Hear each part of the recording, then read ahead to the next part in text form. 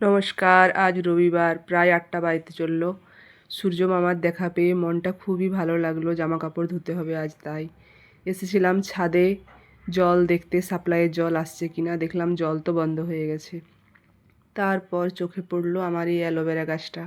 এইটুকু ছোট্ট গাছটা লাগিয়েছিলাম, এখন এতটাই বড় হয়েছে, পুরো চারিদিকে ভরে একদম বার হয়ে যাচ্ছে বাইরে।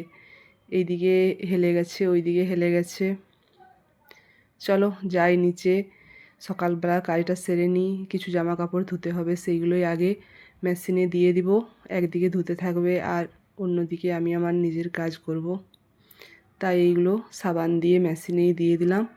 বিছানাটা পরিষ্কার করে নিলাম। সকালবেলায় পুরো ঘর এলোমেলো হয়ে থাকে, রাত্রে বাচ্চারা চারিদিকে জিনিসপত্র ফেলে দেয়। জলটা গরম করতে দিয়ে তারপরে ঘরটা পরিষ্কার করে নিলাম।